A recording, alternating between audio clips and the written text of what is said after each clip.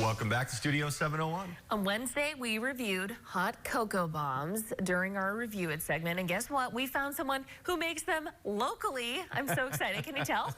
And Julie Schmidt is the owner of Jeweled Cakes. Welcome to the show, Julie. Hi. We appreciate you being here. Thank you for being here. And she brought all kinds of goodies with her. So we just recently learned what hot cocoa bombs are. And you were saying you kind of the same. When did you first hear about them? And when did you first start making them? I started off a cake business, and so I'm on a couple of Facebook groups and for cake decorating, and the ladies on there kept bringing these up, and I kept seeing them, and they just looked neat. And so I figured I'd give them a go, and they've kind of taken over my life. Right. So. Well, here's why. Look at these videos on TikTok. Are you on TikTok, by the way, Julie? I have tried TikTok. Yeah, that's me too. I feel when I start, I get lost in it, and next thing I know, it's like 2 hours later. So. Right, exactly. Especially when you're watching those videos. There's something so pleasant about just watching them pop open. But that is why we initially found out about them. So you took a video very kindly of yourself making one to kind of teach us that we can make these ourselves, and I sped it up here. So walk us through what we're looking at right now. Well, you start with any kind of chocolate, really, as long as it's something that you don't have to temper. I still haven't figured that out. And you can use any kind of form. I use just a clear plastic acrylic form that you can make like bath bombs or anything out of. And you just coat it with chocolate and let it cool in the fridge. And then I usually go back and do the edges just to make them thicker so that's easier to seal. And you just stick them in the fridge till they harden, and then in the freezer for a few minutes, and then pop right out of the hard plastics. And now, Julie, since we don't let anybody live anything down around here, these should really come with a warning. Our production manager, Andrew, he helped us make them on Wednesday, and let's take a look and see what happened. Oh, poor Andrew. I wish we could hear the audio. He looks like a Viking. Because it just... Okay, listen.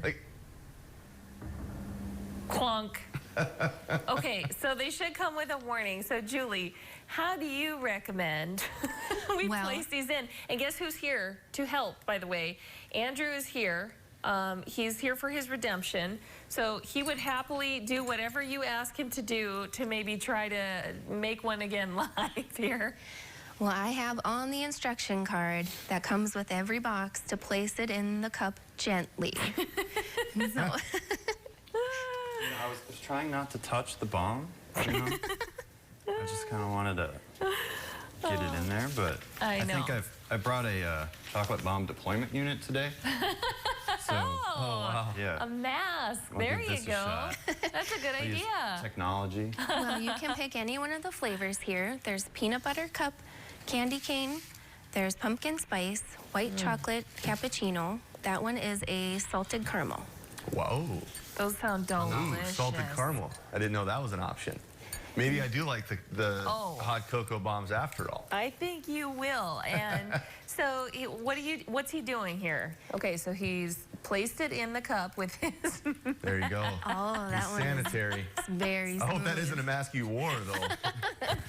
He's going to drink that one. I didn't touch it with my hands. I just used the mask I took off my face. Okay. And then you just slowly pour the hot milk over the cocoa bomb.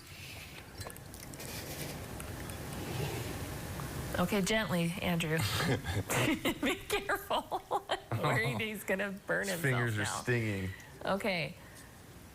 And hopefully, let us know if it opens up, Andrew. Oh, it's... This is the anticipation of the hot cocoa that my children struggle with. My kids absolutely love watching this. It's happening. Oh, there they are. Look at that. They're the marshmallows that Amber so longingly Who doesn't looks for. like that? I love watching that. That is so cool. Andrew, you did it! Andrew! So then do you give it a stir after that? Yep, you stir it up just to make sure all like the shell and everything mixes up really well. And so... Okay. We'll have Andrew do a taste test, but we want to talk. You do much more than hot cocoa bombs. I do. And I can't believe you only started this business like 6 months ago, but let's take a look at your customized cakes.